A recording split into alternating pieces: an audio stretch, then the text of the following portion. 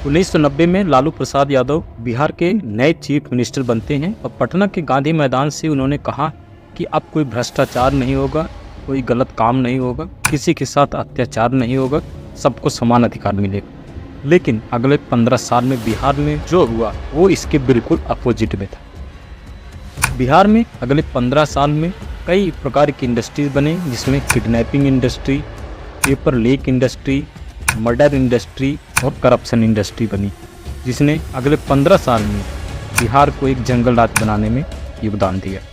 अगले 15 साल में बिहार में hundreds of communal violence, 600 murders, Shilpi Gautam murder case, 900 crore चारा घोटाला, Chandrashekhar murder case, Ajit Sarkar murder case, acid case in Bihar, Ashok Mahato case और बिहार डबल मर्डर केस जैसे कई मर्डर केस सामने आए और अगले 15 साल में बिहार में क्राइम पीक पर था।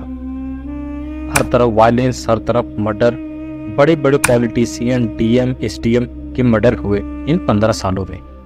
अगले 15 साल में बिहार को कोई नेता, डीएम या एसपी द्वारा नहीं चलाया जा रहा था।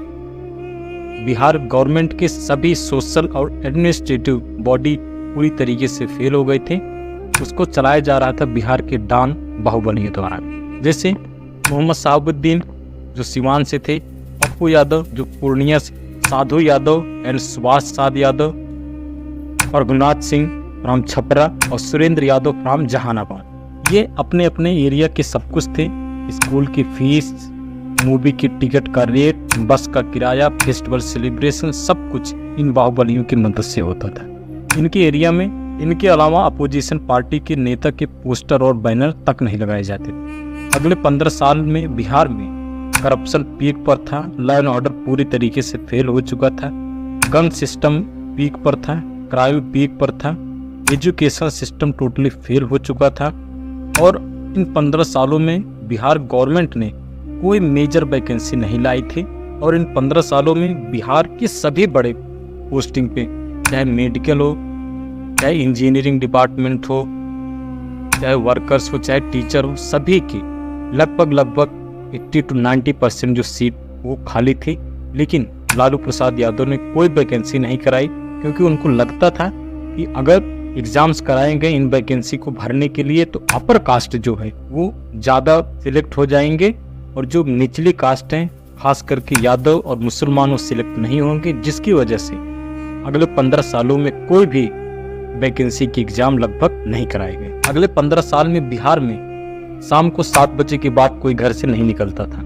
1990 से 2005 के बीच में बिहार में वायलेंस, कम्युनल राइट की वजह से 4.2 मिलियन, लगभग 40 लाख लोगों ने बिहार को छोड़ दिया था। बिहार में डीएम और एसपी या आईएएस या पीसीएस के पास पावर होने के बाद भी वो इसका सही यूज नहीं कर पा रहे थे।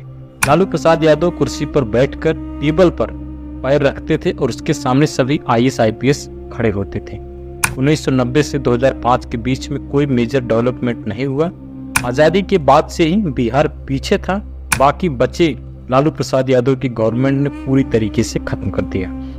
1997 में चारा घोटाला सामने आने के बाद जब लालू जेल गए तो रबड़ी देवी, उनकी जो वाइफ थी, चीफ मिनिस्टर बनी। वो पढ़ी लिखी नहीं थी, तो उस समय रबड़ी देवी के भाई साधु यादव और सुभाष यादव बिहार को चला रहे थे, जिन्होंने पूरी तरीके से अपनी मनमानी करी। और इन 15 सालों ने बिहार के परसेप्शन को पूरी इंडिया में पूरी तरीके से चेंज कर दिया था। और इन 15 साल में बिहार को जंगल राज कहा जाने लगा।